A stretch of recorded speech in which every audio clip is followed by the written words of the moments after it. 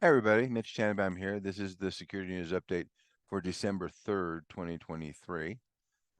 In the security and privacy alerts section, critical infrastructure continues to be in the crosshairs. This case, it's not in America, it's in Slovenia, but still, the state-owned power company HSE that controls many hydrothermal and coal-fired plants was hacked and not providing any details, but they claim to have control of the plants themselves. They said that the high water alarm system works smoothly. So this is not about their business network. This is about their operational network. We don't know the details, and maybe we will at some point in time. They said at first that they controlled the initial attack, but then the hackers broke through the containment and the attack became more intense and more widespread. Um, they did say that the attack was due to poor cyber hygiene, which they said meant passwords stored in the cloud. They haven't gone into details. While the lights are still on in Slovenia, it's not a great situation. And since kind of everybody uses the same operational technology, then whatever they did in Slovenia, they could probably do in the United States or elsewhere. In the reference section, California is proposing new AI regulations.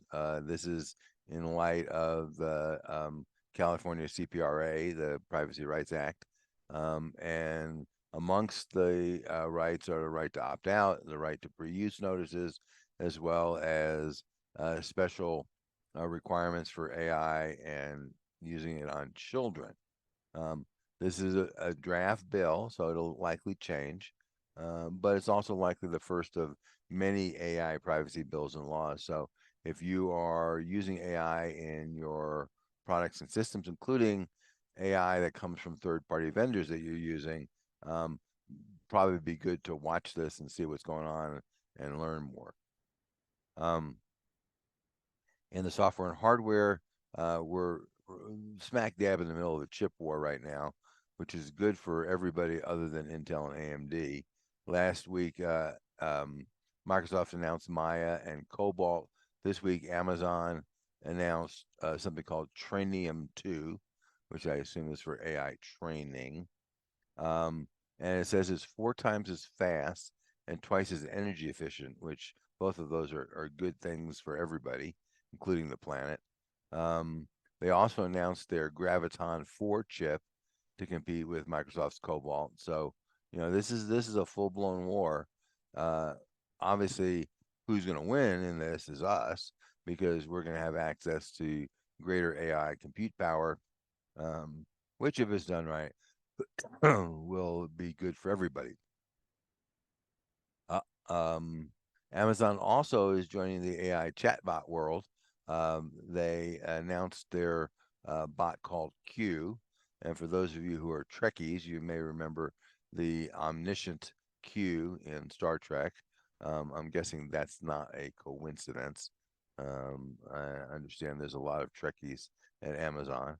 Um, it's their competitor to Microsoft's Copilot. It is designed for business users, not consumers, not surprisingly. And as they say, it's been trained on 17 years worth of AWS data, which would be great. There is no free version, which is okay, I suppose. But the price is actually reasonable, unlike the normal BS that folks like Amazon and Azure do, where you have to kind of compute the number of CPU cycles and the speed of the chip and the phase of the moon and everything to try to figure out how much this thing is going to cost. This is just going to be flat price, $20 a month for general users, $25 a month for builders of applications. So sounds pretty good. Um, in the patches department, one more time, Apple is patching actively exploited 0 days. It's in WebKit, which seems to be where many of their bugs show up. WebKit is the interface to the internet, and since Apple forces every developer who develops something on Apple products that talks to the internet to use WebKit, then you are anything that talks to the internet, whether it's email or text messaging or browser or whatever, is vulnerable. You know, yeah, I guess you're safe as long as you don't connect to the internet with your Apple device. But recommendation would be to patch soon. Um, in 2020, the FTC and Facebook, now Meta, came to an agreement about basically not stealing data from kids. And they fined them, I think, if I remember right, $5 billion. It was a lot of money. Um, but the FTC says that Meta is still doing the same thing they were doing, 5 years ago when they originally started the investigation, and so they imposed new sanctions on Meta. Meta, of course, whined because, after all, we agreed to this, but on the other hand, you didn't change your practices. Um, so they went to court, and the court said, "Yeah, no, that's fine. The FCC can do that because you guys screwed up." Meta, of course, is going to appeal, but in the meantime, it looks like um, the FTC is in the driver's seat. One of the things in the breaches department we're seeing with all this consolidation is that when there is a breach, the effect of the breach is ridiculous. So this one is about Ardent Health. They're based in Nashville, but they own hospitals all over the country. They have 30 hospitals and 1,300 providers as part of their network. And as they like to say very coyly, they became aware of an information technology cybersecurity incident, i.e., they got hacked and hit with ransomware. Um, the company is saying that they are diverting ambulances, not all of them, but some of them. But patient care continues to be delivered safely and effectively. Probably not cost effectively, since the paperwork um, is definitely a problem, and also since doctors don't have access to any of the patient's medical records, it makes things like diagnosing pretty difficult. But that's one of the downsides of consolidation. In the third party breach department, um, Dollar Tree says there were 1,977,486 victims, approximately, I guess. The technology provider is zeroed in, which provides HR analytics to companies like Dollar Tree and a lot of others. Um, that number doesn't just represent Dollar Tree; it represents all of zeroed in's um, customers.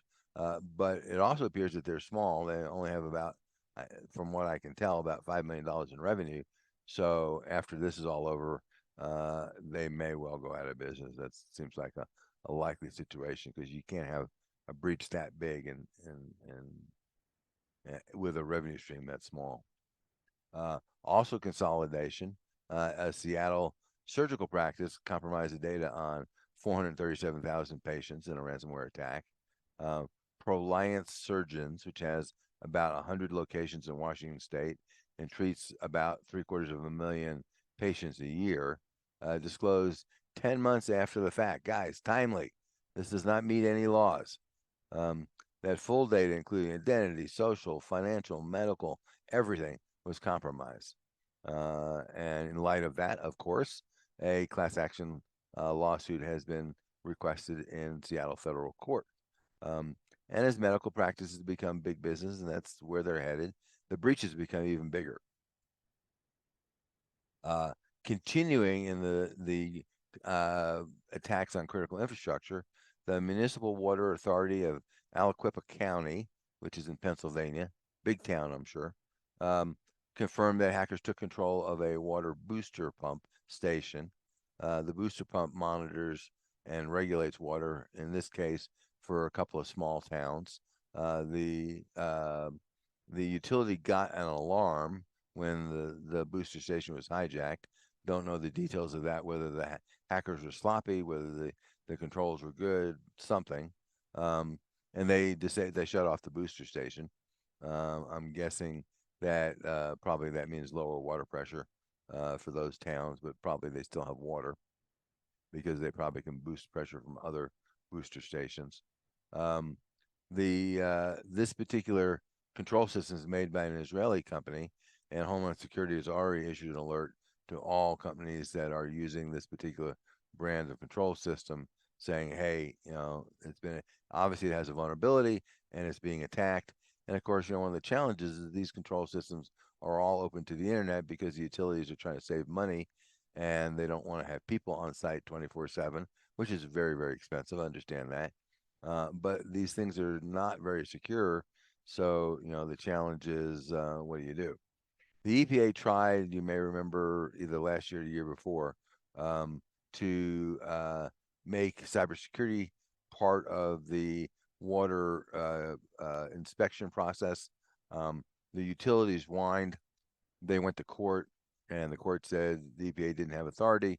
Congress, of course, been in doing its normal Congress thing, so they're sticking their head in the sand, hoping the problem just gets better by itself. Um, as we like to say, insert magic here. I don't think that's going to happen, but more power to them. In the daily blogs, here's a bit of good news. 25 cybersecurity organizations, which includes a bunch of governments, like 18 governments and some other folks, signed a Secure by Design AI agreement. The agreement is voluntary, so in some sense it's symbolic, but still, if we start getting people to talk about, think about, and at least a little bit of acting on cybersecurity and AI, that's a good thing. Um, and if you are doing something cybersecurity related, I'm sorry, AI related, separate from the California item that I talked about earlier, you might want to kind of keep on top of this. And that means, by the way, whether you're a user of AI and you have, customer data inside of AI-based systems, or whether you're writing AI, it doesn't make any difference. Either way, um, probably need to keep your um, eyes on this and see what happens. Um, uh, you can buy fulls, which is full data report on people for as little as $8 apparently. Hackers on Telegram, which is the Russian encrypted chat channel, are offering um, full identity packages for $8 to $20. I'm guessing the amount varies based on how much data they have. They do have samples available for both President Biden and the podcaster Joe Rogan. I'm not sure why they picked those two, both because they're both named Joe or something. Um, but for Biden, they have current and previous address, cell phone numbers, social, all kinds of information. Um, you know, the hackers in this process on Telegram are trying to associate themselves with a legitimate U.S. data broker called U.S. Info Search. Now, legitimate, obviously, when it comes to data brokers, is maybe a stretch, but some people say these guys are actually okay. Um, they did the U.S. Info Search did try to distance themselves, saying, "No, no, no, this is not us." But after a fair amount of pressure, they came back and said, "Well, it's not us. It's really one of our customers that got hacked, but it is our data." So, I mean, that's a challenge. If you can collect all this data, it's just a rich target for the bad guys. Um, Next, hackers are singling out both law firms and legal departments. You got to remember, uh, many law firms are small. They don't have an IT department. They certainly don't have a cybersecurity department. Um, and we've seen recently that the IT providers that are providing services to law firms have been hacked. So then you get kind of multiply, right? You've got, a law firm has data on a lot of companies, and the IT provider for many law firms has even more data. So it's juicy. And the other thing is from the corporate legal department. The problem is that they're very data intense. They're doing a lot of searches and doing a lot of stuff online, and all it takes is a malicious ad or a malicious link, and poof, you're compromised. And lastly, in the security news bites for the week, both the Montana and Indiana TikTok ban, and I call them stunts because that's what they are, unsurprisingly fell in court for many, many different reasons. Um, I don't know whether those states are going to go off and waste more taxpayer dollars trying to eliminate the First Amendment, but they might. It may be worth some votes to the politicians there. The UK lawmakers are working on modifying their version of GDPR. Now, the downside for the UK is their compliance agreement with the EU expires in 2025. And if the EU decides that whatever they've done does not give people equivalent privacy rights, then they may cancel their certification, which means the ability to free flow data between the UK and the rest of the EU will be stopped. So we shall see what they do. Lawmakers seem hell bent on destroying privacy in the UK, and they're doing a pretty good job of it. Next, Interpol has um, showed off their new biometrics database. It's the same data that they've had all this time, but rather than having it in a bunch of different country databases, they're now putting it together in one database. And they've already arrested one guy as a result of that. He presented himself at a border crossing. They did facial recognition on him using this database, and they said, "Oh, well, we have a nice cozy cell for you. Come right this way." Um, I don't really have any conceptual problems with it, other than I suspect that security of that is going to be a challenge because it's a pretty juicy target if you think about it for the bad guys. If you can get all of Interpol's data by hacking one database, hacking, some poor Interpol officer's credentials, it's just too tempting to avoid. And also, Microsoft is pledging to improve security with their Secure Future program. This is the kind of shades of the Bill Gates 2003 memo where they shut down the company for a week and started training people on security. This is kind of the next generation of that. It's probably time for it. Microsoft obviously is a big target. They have a lot of users, hundreds of millions of users. And so, if you're going to go target somebody, that might be the place to go target. So with that, thanks for listening. Until next time, stay safe. And of course, if we can help you, please let us know. We'd be happy to do that.